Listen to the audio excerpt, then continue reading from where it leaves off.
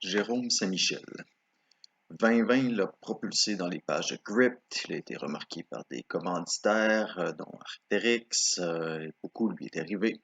Alors qu'on se regardait, nous, le COVID ou la bedaine COVID grossir, confité qu'on était entre notre pain pétri de nos mains, parce que tout le monde s'est mis à faire du pain, en tout cas c'est ce qu'on me dit, nos surplus de papier de toilette chez Costco, Jérôme, lui, n'a pas dévié de ses objectifs.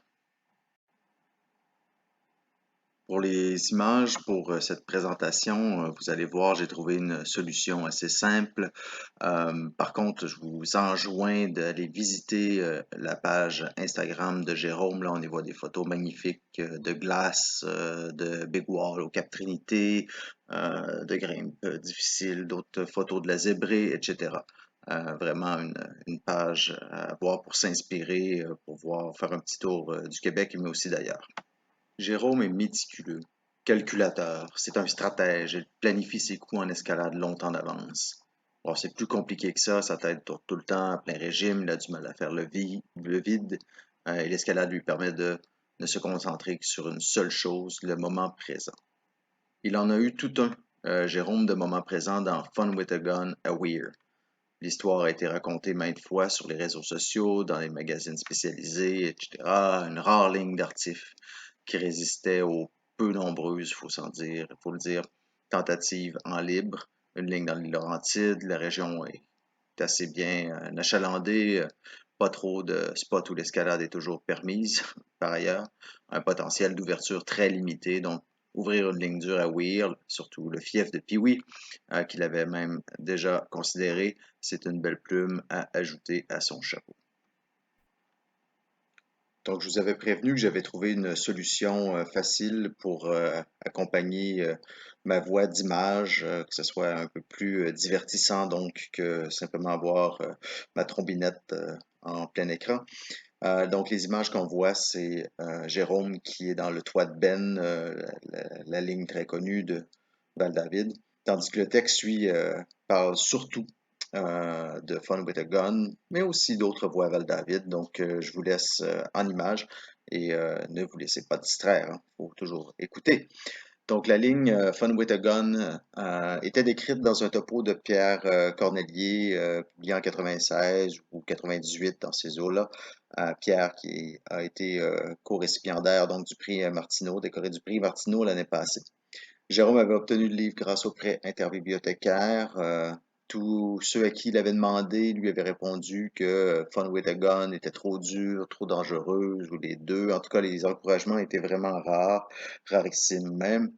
La première fois que Jérôme a inspecté la ligne sous corde fixe, il n'a pas tout de suite percé le mystère de la protection.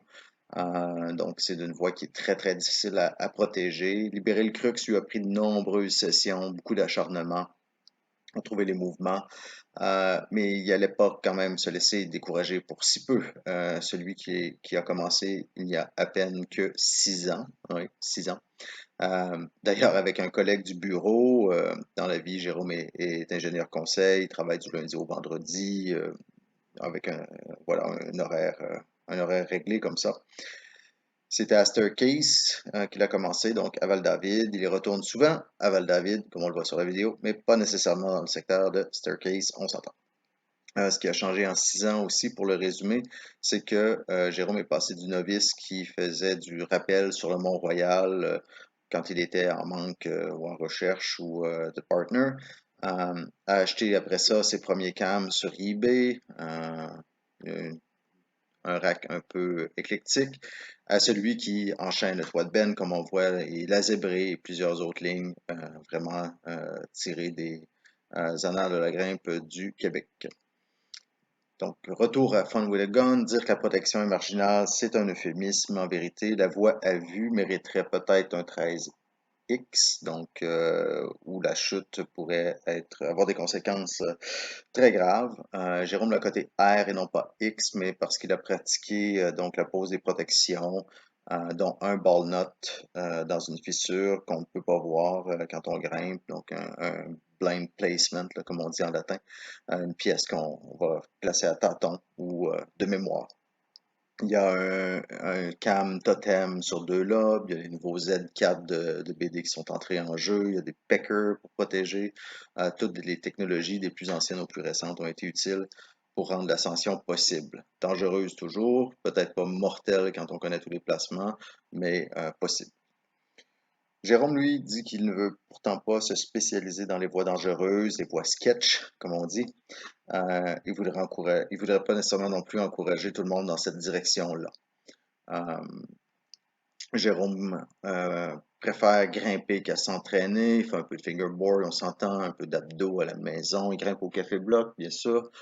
Mais il préconise surtout de faire du millage pour s'améliorer ou garder la forme. Lui-même concède que sa confiance, il la trouve dans les chiffres, le fait de savoir qu'il a grimpé 255-10 dans la saison, ou 20-30, ou voire 105-12, peu importe le chiffre, hein, ben, le chiffre est important, mais peu importe qu'il soit, ça lui donne une idée de sa shape actuelle, ça lui permet de s'évaluer. Pour survivre au deuxième confinement, ben, il recommande d'acheter les livres des frères Anderson, The Rock Climbers Training Manual, The Work Warriors Way d'Arnaud Hillier, un classique en son genre, lire de la philo.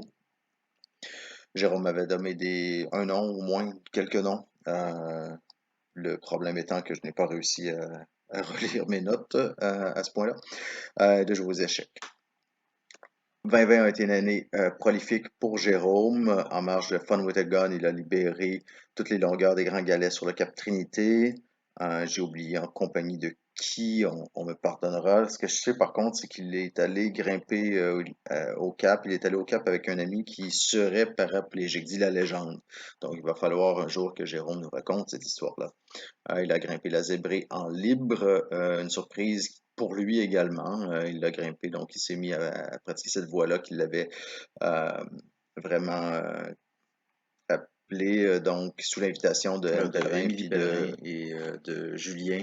Euh, Sans cette invitation-là, on ne sait pas s'il l'aurait essayé. Donc, Jérôme apprécie particulièrement grimper au Québec. Il trouve le granit d'une excellente qualité. Il dit que sans les règles actuelles, les projets fermés, la communauté pourrait voir plus de 5.14, de 5.15 se réaliser. Souhaitons-le. Ces projets futurs à Jérôme sont grimpés en libre sur El Cap ou encore en Patagonie. On lui souhaite une main d'applaudissement. Donc, félicitations Jérôme pour ta nomination pour le prix Martineau cette année.